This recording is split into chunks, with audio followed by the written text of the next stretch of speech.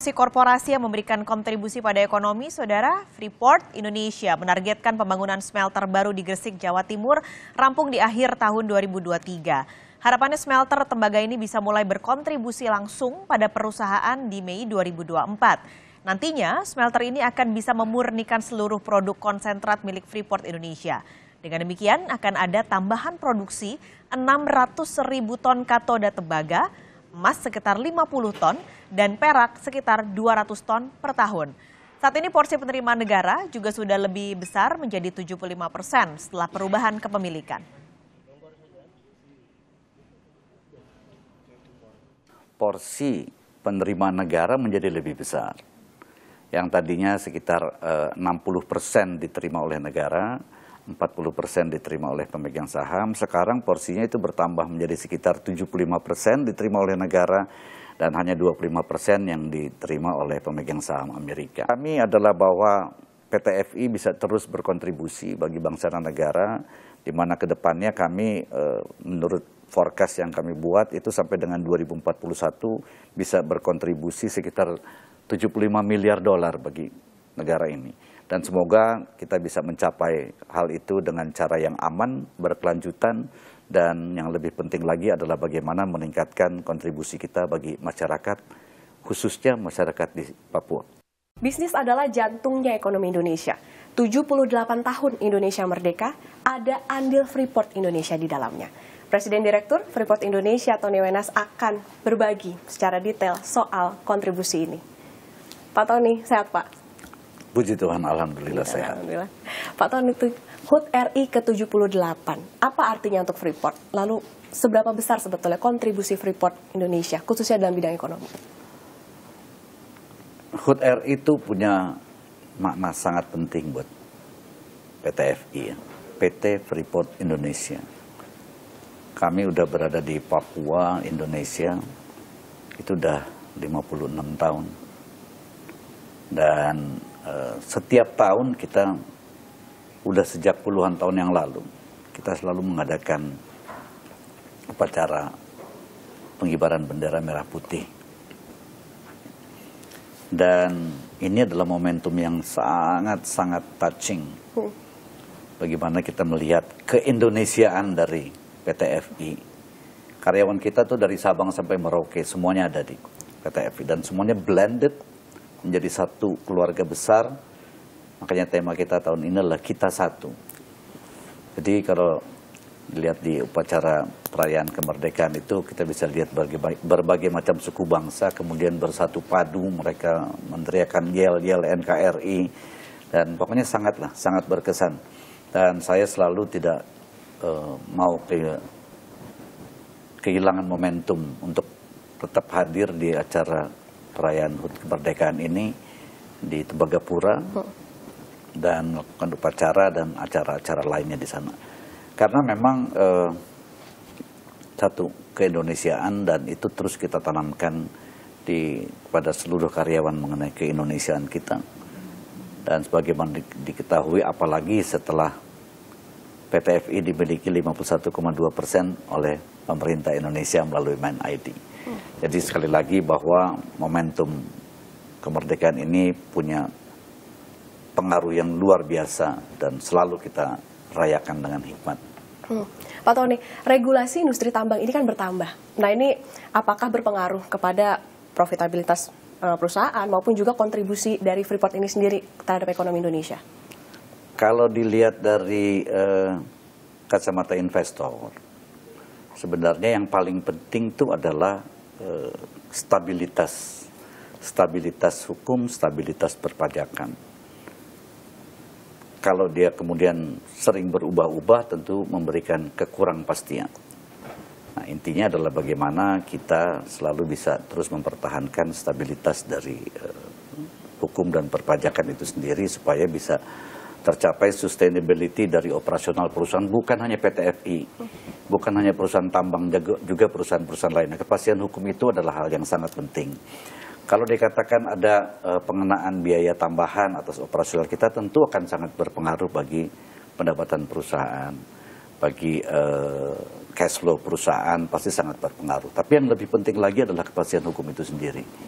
Supaya apa? Supaya apa yang ditargetkan oleh pemerintah dalam rangka mencapai Indonesia Emas di tahun 2045 itu bisa betul-betul terakselerasi dan tercapai dengan pertumbuhan ekonomi yang relatif tinggi ya, dari 5,17%, inflasi dikendalikan di bawah 3%, dan investasi juga sudah mencapai target di hampir 49% tercapai di semester 1. Dan angka-angka ini menunjukkan hal yang baik, dan apalagi kalau seandainya terus dipertahankan kepastian hukum, kestabilan politik, kestabilan keamanan, dan juga kestabilan perpajakan sampai ke depannya. Supaya investor asing juga, investor lainnya akan mau juga masuk ke Indonesia, melihat bahwa Indonesia sangat menjanjikan dari angka-angka makroekonominya, kemudian tadi kestabilan hukum, kestabilan fiskal, ini pasti akan bisa lebih menarik lagi banyak investasi yang pada akhirnya akan mempercepat atau mengakselerasi pertumbuhan ekonomi Indonesia. Oke. Tadi Pak Tony sempat mention soal kepemilikan pemerintah. Nah, Pak, ada bedanya nggak ketika sebelum dengan sesudah pemerintah ini punya porsi saham di Freeport? Tentu ada bedanya. Bedanya yang pertama adalah porsi penerimaan negara menjadi lebih besar. Yang tadinya sekitar 60% diterima oleh negara, 40% diterima oleh pemegang saham, sekarang porsinya itu bertambah menjadi sekitar 75% diterima oleh negara, dan hanya 25% yang diterima oleh pemegang saham Amerika. Jadi ini adalah kontribusi yang besar. Faktor lainnya adalah sinergi antara pemerintah dengan perusahaan itu menjadi lebih erat lagi. Dalam hal ini kan pemerintah diwakili oleh MindID, dan sinergi antara kami dengan MindID sangat baik, sangat baik, sehingga perencanaan pertambangan kita yang kita sepakati di tahun 2018 pada saat divestasi itu terjadi dan berubah menjadi IUPK, itu sekarang menunjukkan hasilnya yang baik. Hasilnya sesuai dengan rencana, bahkan melebihi dari target-target penambangan, dan juga ada faktor keamanannya.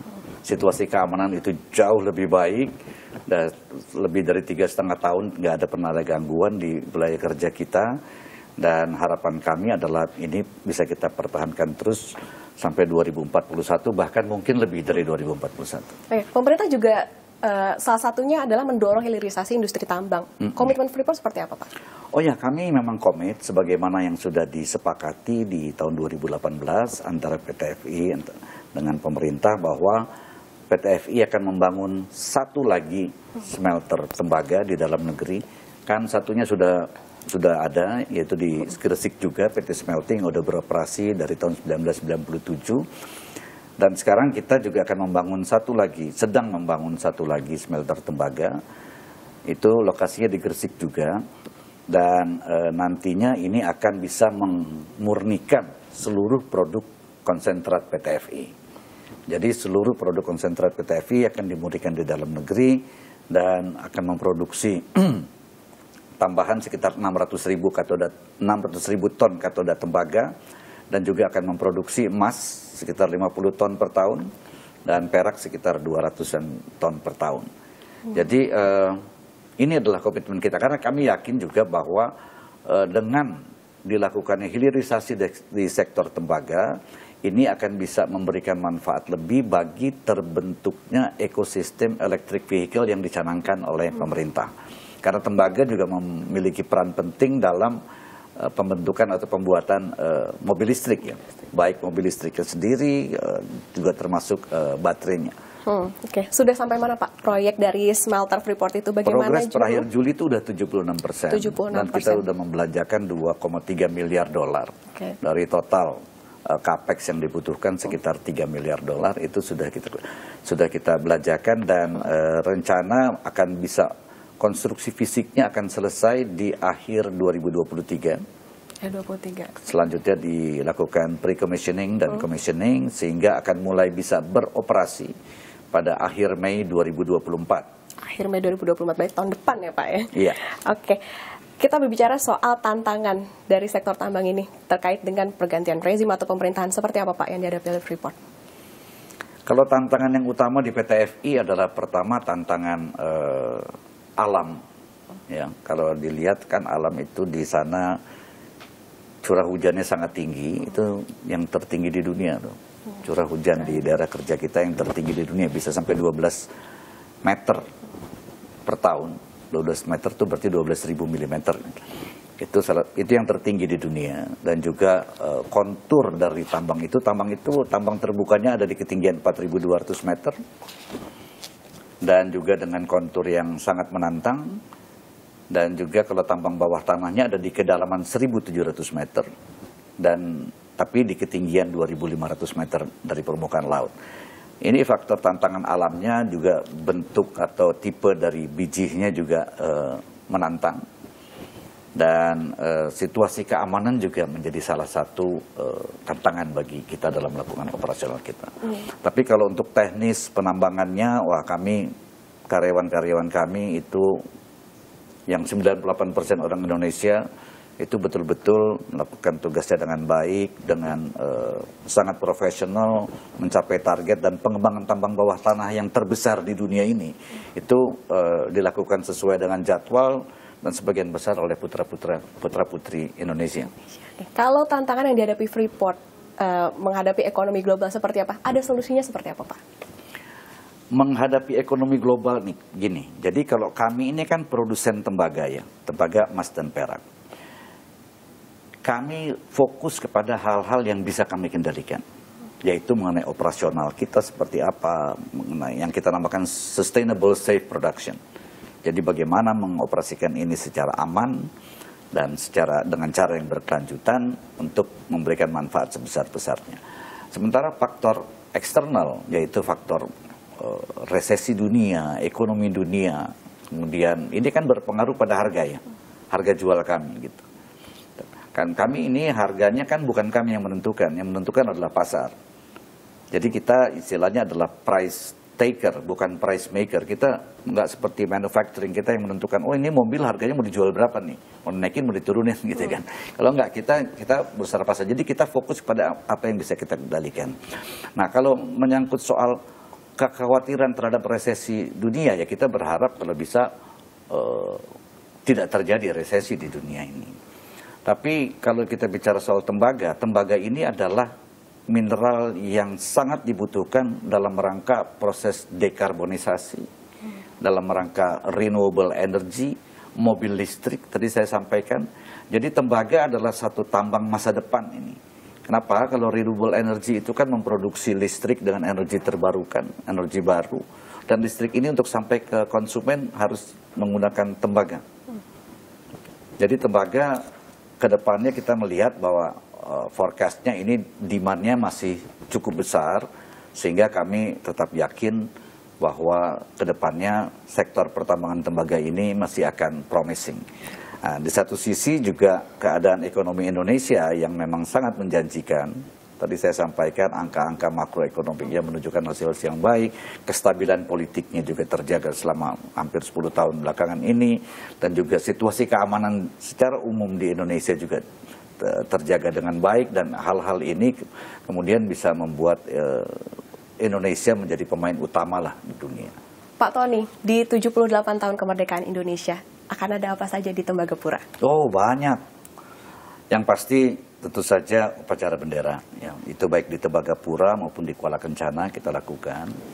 Dan tentu saja juga ada parade, ada lomba-lomba antara karyawan, ada lomba yel-yel, dan berbagai macam hiburan kemasyarakatan, dan juga kita mengajak serta masyarakat di sekitar.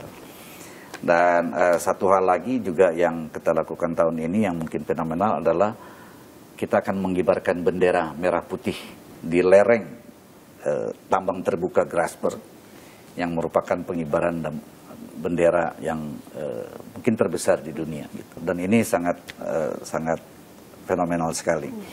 Di samping itu juga akan ada konser musik tertinggi di Indonesia di 4.285 meter di atas permukaan laut.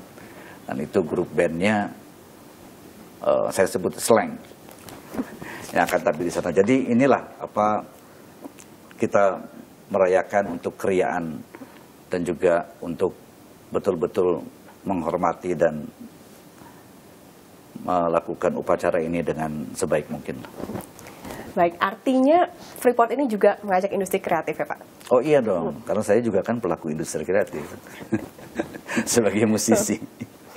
Jadi kalau tahun yang lalu atau 2 tahun yang lalu kita adakan pemecahan rekor muri untuk konser musik di tambang terdalam di Indonesia, di kedalaman 1.600. Sekarang ini yang tertinggi, 4.285 meter. Terakhir Pak, harapannya untuk Freeport Indonesia ke depan?